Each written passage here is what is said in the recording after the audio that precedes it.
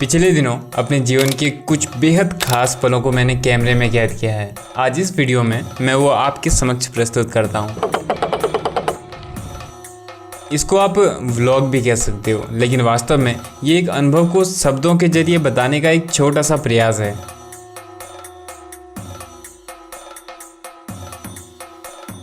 कुछ दिनों पहले आदि सुरेश द्वारा ऋषिकेश में त्रिका पर आधारित एक रिट्रीट हुआ था। जो लोग वहां जाना चाहते थे पर किसी कारण नहीं जा पाए थे, फिर चाहे वो उनके फॉलोअर हों, एस्टन के साधक हों या फिर वो जो रजिस्ट्रेशन करने के बाद भी नहीं जा पाए थे, ये वीडियो उनके लिए भी है। क्योंकि मैं थोड़ा समझ सकता हूँ जब हमारी किसी से बहुत मिलने की इच्छा होती है और किसी कारण हम उससे नहीं मिल पाते तो कैसा फील होता है। पिछले रिट्रीट में मैं भी बहुत इंतजार कर रहा था कि कोई अपना एक्सपीरियंस शेयर करे, लेकिन शायद किसी के लिए पॉसिबल नहीं हो पाया था। लेकिन इस बारी मैंने एक छोटा सा प्रयास किया है। इस रिट्रीट में बहुत दूर दूर से और बहुत प्यारे प्यारे लोग आए थे। कोई पुणे से था, कोई हरियाणा से, कोई महाराष्ट्र से, कोई बिहार से, कोई बंगाल से, कोई हिमाचल से, तो कोई उत्तर प्रदेश से। इन सभी लोगों में एक मैं भी था जो उत्तराखंड के कुमाऊं वाले हिस्से से था। अब भले ही मैंने 2-4 हफ्ते पहले ही रजिस्ट्रेशन, होटल, ट्रेन सब बुक कर ली थी, पर इसके बाद भी मेरा वहां पहुंच पाने के चांसेस कम थे। इसका कारण था बारिश का अलर्ट और चंपावत से थोड़ा दूर में होने वाली लैंडस्लाइड।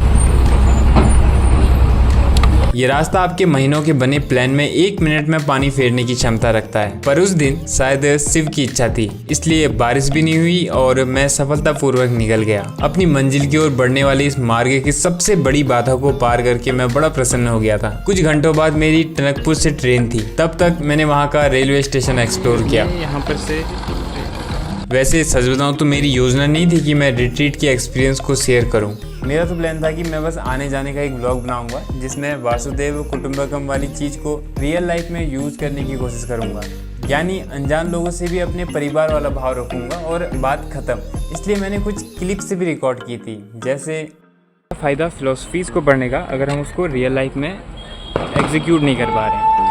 मैं बहुत सारी अपनी वीडियोस में कहता हूँ कि पूरा विश्व ही हमारा परिवार है, वासुदेव कुटुंबकम वाली बातें करता हूँ, लेकिन उसको एग्जीक्यूट कैसे किया जाएगा। देखो, मैं अभी एक स्टेशन में हूँ, मेरे सामने बहुत सारे लोग हैं, मैं इनमें से किसी को नहीं जानता हूँ, ना ही ये लोग मुझे जानते हैं, लेकिन सबके लिए यही मेरी फीलिंग होनी चाहिए कि ये सब लोग मेरे ही परिवार के सदस्य हैं।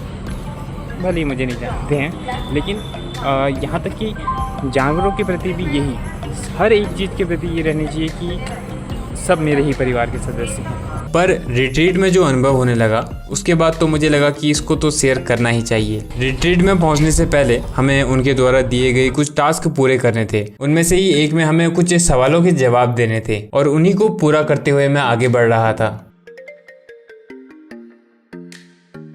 हरिद्वार पहुंचते ही रेलवे स्टेशन में मुझे हमारे ही ग्रुप के एक सदस्य मिल गए थे जो मुझसे उम्र में थोड़ा बड़े थे और उनका स्वभाव एकदम सिंपल था। जब वो मुझसे मिले थे तो थोड़ा कंफ्यूज थे, मुस्कुराते कम थे, लेकिन जब रिट्रीट के बाद वो वापस गए तब उनके चेहरे में एक अलग ही मुस्कुराहट थी। शायद बहुत कुछ बोझ, कंफ्यूजन वो गंगा में ही डुबा गए। अगर आप ये वीडियो देख रहे हो तो वॉल्यूम 0 करके अपनी तारीफ सुनना। उनके साथ मैं ऋषिकेश पहुंचा, फिर मैं अकेले रूम में गया, कुछ देर भटका और फिर धीरे धीरे ग्रुप के लोगों से मिलते रहा। जब मैं होटल में भटक रहा था तब मैं मेडिटेशन हॉल में पहुंचा और वहां मैंने कुछ ऐसा देखा जो आदि सुरेश ने बनाया था। मेरी आंखें चौंक गई थी इसको देख। इसका अर्थ मुझे पहले समझ नहीं आया था, लेकिन बाद में जब साधना की तब समझ आया। साथ ही ये भी समझ आया कि टच ऑफ त्रिका का क्या अर्थ है। इस मोमेंट में मैं इस फिलॉसफी के साथ प्यार में डूब गया था। मेरा उनके साथ पहला इंटरेक्शन थोड़ा अलग हो गया था, मैं उसको गुप्त रखना ही पसंद करूँगा। फिर सवाल जवाब हुए, वो आपके सामने थे और आप उनसे जो चाहो वो पूछ सकते थे, कोई रोक टोक नहीं थी। वो सभी के सवालों को बहुत अच्छे से सुन रहे थे और जवाब दे रहे थे। मेरे पास सवाल नहीं थे और सच बताऊं तो मैं थोड़ा सा डरा हुआ या कहीं नर्वस भी था। मैं चुप ही रहा और देखते रहा। इसके बाद साधना का समय आ गया था। साधना के बारे में क्या ही बोलूँ। उन्होंने कुछ ही मिनट्स में हमें ये महसूस करवा दिया था कि तुम और तुम्हारा शरीर अलग अलग हैं। देन मुझे याद है उन्होंने हमसे कुछ लिखने को कहा। मैं सबसे आखिर में बैठा था, मेरी आंखों में आंसू थे, मुझे चारों ओर से नाक खींचने की आवाज़ आ रही थी। इससे मैं इतना तो समझ गया था कि वहाँ मैं अकेला नहीं हूँ जिसकी आंखों में आंसू हैं। लगभग सभी ने अपने पेजेस को गीला कर दिया था। देन अचानक से हम में से एक साधक थोड़ा जोर से रोने लगे। थोड़ा कहना भी गलत होगा, बहुत ज़ोर से रोने लगी। ऐसा लग रहा था सालों से भरा हुआ कोई ट्रॉमा फूट फूट के बाहर निकल रहा था। उस मोमेंट में मुझे महसूस हुआ था कि वहाँ बैठे सभी साधुओं का हाल वैसा ही है, बस उन्होंने एक्सप्रेस नहीं किया। मैं पीछे से देख रहा था। आदि सुरेश उस साधक के पास गए जो फूट फूट के रो रहे थे। उन्होंने थोड़ी देर सब कुछ सुना, एक तरह से उन्होंने पूरा एक्सप्रेस होने दिया। फिर उन्होंने बायां हाथ, जिसमें उन्होंने रुद्राक्ष लपेटी हुई थी, वो उस साधक के सर पे रखा। वो साधक शांत हो गए और फिर एक लंबे समय तक ध्यान में बैठे रहे। फिर यज्ञ हुआ था। इसके बाद सबके अंदर जो भी सप्रेस्ड था वो बाहर निकाला उन्होंने और सबको दीक्षा दी। उस दिन उन्होंने रावण दहन भी किया, लेकिन हमारे भीतर के रावण का बड़ा सुकून मिला था सबको। सब लोग खाली खाली हो गए थे, माहौल में हल्कापन था, सब एकदम आनंदित हो गए थे और एक दूसरे से बातें कर रहे थे। जिनको सवाल था वो सवाल पूछ रहे थे। फिर अगले दिन उन्होंने शास्त्र समझाया और साधना करवाई। वो साधना इतनी इफेक्टिव थी कि मैं शब्दों में एक्सप्रेस नहीं कर सकता। हमें सात्विक खाना मिलता था और उसमें न्यूट्रिएंट्स की कमी नहीं थी। मैं पर्सनली बताऊं तो मुझे खाना बहुत पसंद आया था। खाने के बाद पेट में कभी ध्यान ही नहीं जाता था कि मैंने आज कम खा दिया, ज़्यादा खा दिया, या फिर डाइजेस्ट होने में कोई दिक्कत हो रही है। कुछ नहीं, पता भी नहीं चलता था कि कुछ खाया है या नहीं। एक बैलेंस था। खाने को लेकर एक इंसिडेंट ऐसा था कि मैं छत में झूला झूल रहा था। मेरा डेली का हो गया था कि मैं सुबह जल्दी उठकर 1-2 घंटे झूले में बैठकर सामने गंगा जी का नज़ारा देखता था और झूला झूला करता था। होटल के ओनर मेरे पास आए। उन्होंने मुझसे पूछा कि तुम कहाँ से हो, तो मैंने बताया कि उत्तराखंड से हूँ। फिर वो मुझसे पूछे कि तुम लोग ऐसा खाना खा लेते हो इतना कम मसाले वाला। मैंने बोला हाँ, हम लोग तो नमक के साथ भी खाना खा लेंगे। क्यों, उन्होंने पूछा। तो मैंने बताया कि यहाँ हम सब लोग इंद्रियों से परे की चीज़ को जानने आए हैं, इसलिए आपने देखा होगा कि यहाँ बिना शिकायत के सब लोग बहुत शांति से खाना खा लेते हैं। वो इस बात से चौंक गए थे। फिर उन्होंने मुझसे कहा कि तुम में से एक तो वो अलग ही है, वो पतला पतला। मैंने बोला मुकेश की बात कर रहे हैं? तो उन्होंने बोला हाँ। वो कहते उस लड़के ने अपने कमरे में तो झाड़ू पोछा किया ही, साथ ही जो बाहर गैलरी होती है उसमें भी झाड़ू पोछा कर रहा था। और जब मैंने रोका कि ये हमारा काम है तो कहता मुझे एक काम करने में अच्छा लगता है, मुझे अपना काम करने दो। मैंने उनसे बोला हाँ, शिव भक्त ऐसे ही होते हैं। इस बात से वो फिर एक बार और चौंक गए थे, क्योंकि आमतौर पर जब भी कोई रूम में आता है तो वो रूम को गंदा ही रखता है कि ये कोई मेरा घर जो कि ना है। लेकिन वो लड़का उस होटल रूम को भी अपने घर की तरह ट्रीट कर रहा था। इसके बाद फिर साधना की, शास्त्रों को पढ़ा और अंत में बहुत सारे सवाल जवाब हुए। मैंने उनसे उनके परिवार और रिलेटिव्स के बारे में पूछा था और उन्होंने बहुत अच्छे से इनका जवाब दिया।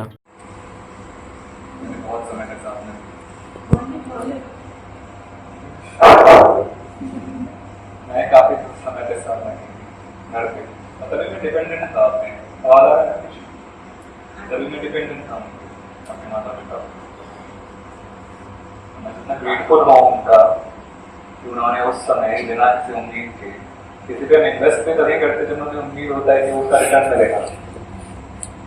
मैं तो ऐसे ही देखता हूँ, जिससे इन्वेस्टमेंट हम बच्चों पे इन्वेस्ट करो, रिटर्न की अपेक्षा।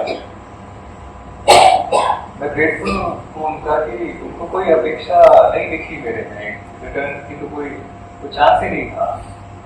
बच्चे ने स्कूल भी छोड़ दिया, ये रिटर्न क्या देगा, ये तो बोझ बन जाएगा। कोई लड़का समाज में आ रहा है, लेकिन तब भी उन्होंने पूरा सपोर्ट, बोलते थे, हमेशा कोशिश करते थे बोलने का। आप जानते हो, तो सर इमेजिन भी करो ना किसी घर का क्या सीन होता है। एक एटलीस्ट मिडिल क्लास का, जब उनके घर का बच्चा, एक लड़का अचानक स्कूल छोड़ दे और वो बैठ के क्या कर रहा है रूम में, और एक तो किताबें देख ली मम्मी पापा ने तंत्र लिखा हुआ था।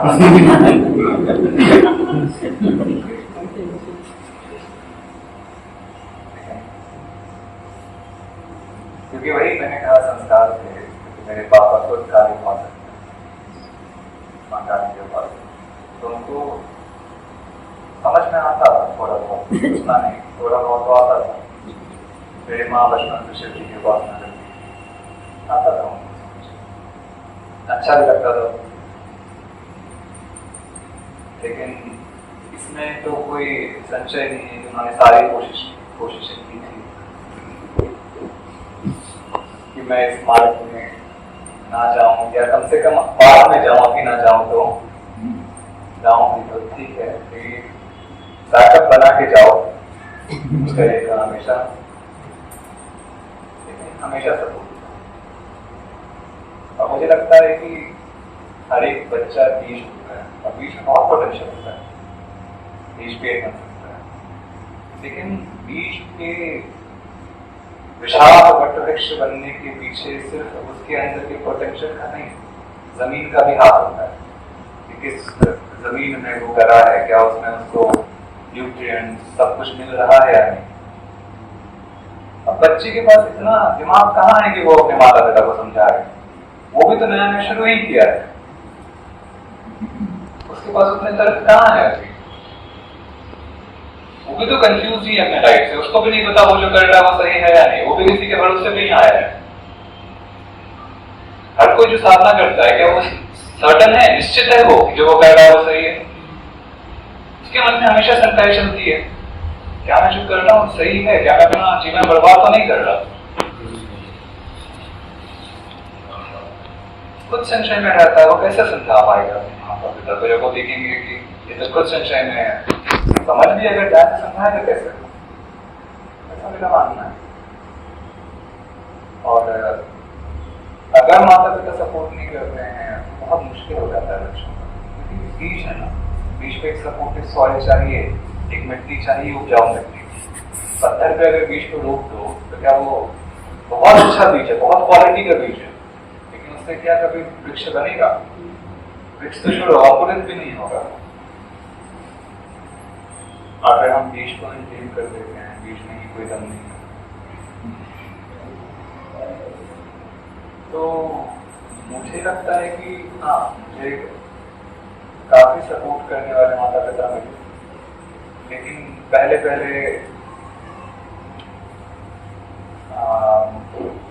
थोड़ा जंग चला, संघर्ष हुआ, शास्त्रार्थ हुए, थोड़ा नहीं बहुत। पापा फॉर्चुनेटली डिबेट पे विश्वास करते थे, बाकी तो उठ के चले जाते, पापा के साथ मेरा बहुत डिबेट होता और पापा अच्छे से डिबेट करते। 1 घंटा उनको बैठना पड़े डिबेट करने के लिए, वो बैठते थे, सारी बातों का प्रत्युत्तर देते थे, अंत में वो भी उठ के चले जा सकते हैं। लेकिन मैंने इतना डिबेट किया पापा के साथ, इतना डिबेट किया कि आप पापा मेरे सबसे अधिक सपोर्ट करते हैं।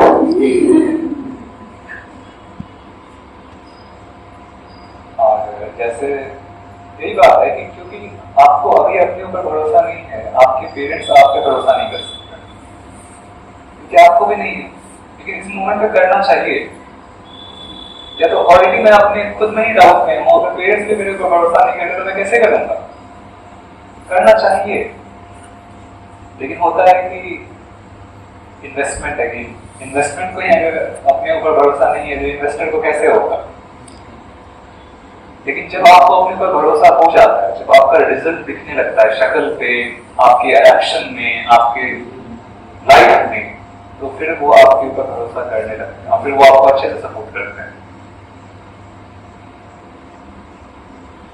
अभ्यास करते रहो, जब आप में परफेक्शन आता जाएगा ना तो लोग आपको सपोर्ट करेंगे। जब आप आगे बढ़ने लगोगे तो सब पीछे आएंगे, लेकिन जब तक आप आगे नहीं बढ़ोगे हर कोई धक्का देगा।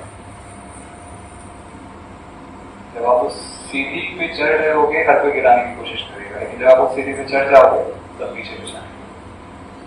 तो यही आज मैंने सपोर्ट करना ही है,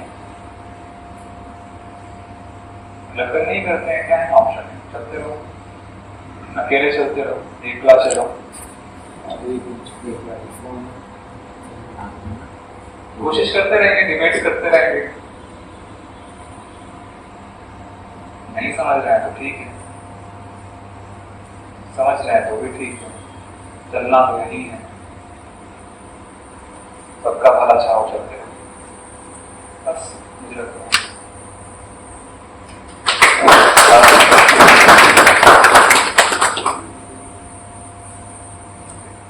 विपक्ष क्योंकि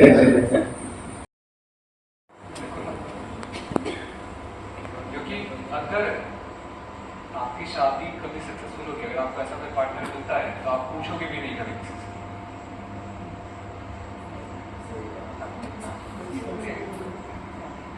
अगर पूछ रहे हो मतलब फिर रुक जाओ, वेट करो।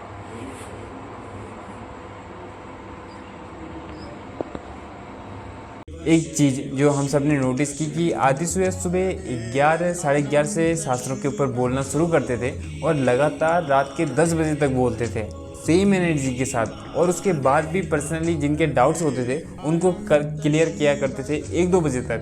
इवन लंच के समय भी जहाँ सब लोग खाना खा रहे थे वो किसी न किसी के सवालों के जवाब दे रहे होते थे। वो इतना काम करते हैं कि एक साधारण व्यक्ति के लिए ये भरोसा कर पाना मुश्किल हुआ कि कोई इतना काम भी कैसे कर सकता है लगातार बिना थके। न जाने कहाँ से आ रही है इतनी ऊर्जा। और बहुत बारी तो सिर्फ थोड़े से फल खा के पूरा दिन बोला करते थे। मुझे तो पता भी नहीं है कि वो सोते भी हैं कि नहीं। रात के 3 बजे भी जब उनको कॉल किया जाता है तो उनकी आवाज़ एकदम कड़क होती है, फ्रेश होती है। जाने से पहले हमने बहुत सारी फ़ोटो ली थी उनके साथ।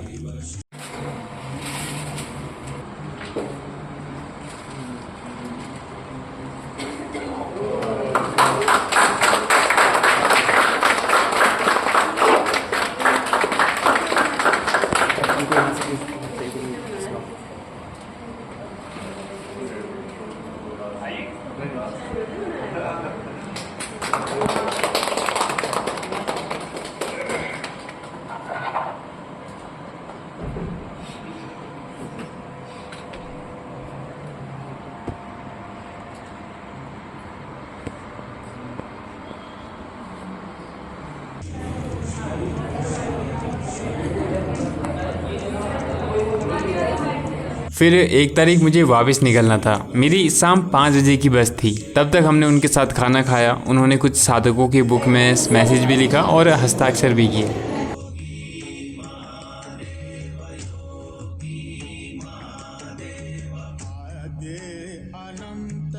फिर हम सब लोग गंगा किनारे गए जहां हमने बहुत सारी बातें की, बहुत सारे सवाल जवाब हुए। वहां से घर जाने की इच्छा कम थी मेरी, पर एक प्यारे से गुड बाय के साथ मैं अपने घर को रवाना हो गया। उस मोमेंट में मुझे अपनी ही वीडियो गुड बाय डोरेमोन की एक लाइन याद आ गई थी। फिर मैं बाकी सभी साधकों से मिला। वहाँ आया हर एक साधक बहुत खास था। सब अपनी अपनी एक अलग कहानी लेकर आए थे। अलग अलग परिस्थितियों से जूझते हुए वहां पहुंचे थे। अनजान होते हुए भी सबके साथ ऐसा बॉन्ड हो गया था मानो सब सालों से एक दूसरे को जानते हों। 18 से लेकर 45-50 तक सब उम्र के लोग वहां आए थे।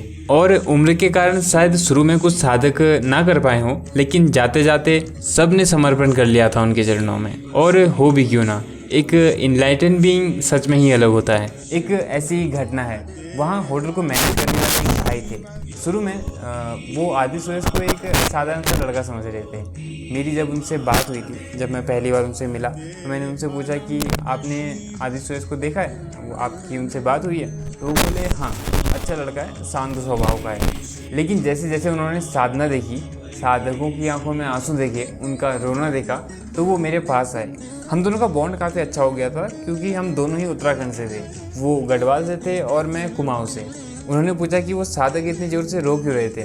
मैंने बताया कि वो खाली हो रहे थे, जो भी उनके अंदर ट्रॉमा था वो बाहर आ रहा था। तो बोले मेरी भी इच्छा है उनको सुनने की। और बाद में जाते जाते उन्होंने आदि सूरज को गुरुजी कहकर पुकारना शुरू कर दिया था। और जब सब लोग जाने वाले थे और फोटो ले रहे थे, तब वो भी वहाँ आए और उन्होंने भी आदि सूरज के साथ फोटो खिंचाई थी। जाने अनजाने वो भी झुक गए थे।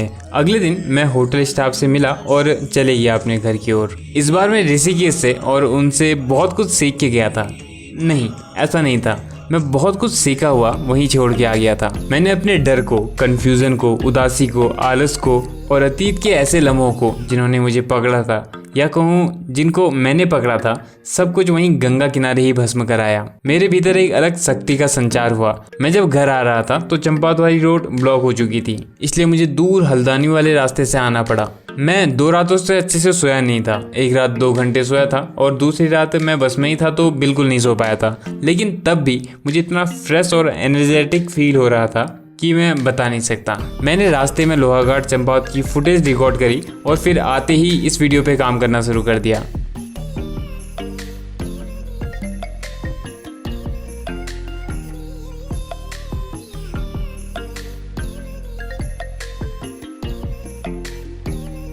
मेरा मन है कि मैं कहूँ कि वो 3 दिन लाइफ के सबसे बेस्ट थे, लेकिन उनका कहना है कि जो बेस्ट मोमेंट है वो प्रेजेंट मोमेंट है, तो मैं ऐसा नहीं कह सकता। उम्मीद है हम सभी साधक जल्द ही एक बार फिर मिलेंगे। एक मैसेज मेरा अंत में उन सभी लोगों के लिए जो लोग नहीं आ पाए थे। आज नहीं तो कल आपकी उनसे मुलाकात हो ही जाएगी। आप बस साधना करके अच्छे शिष्य बनना, खुद को तैयार करना। ओम नमः शिवाय।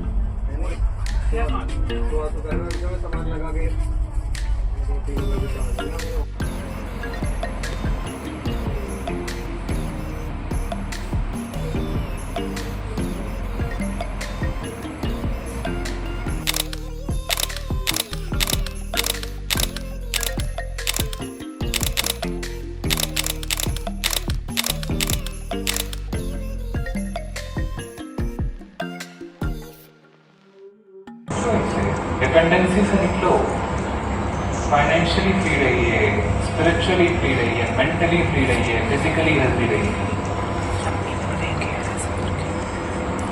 अब होगा ना।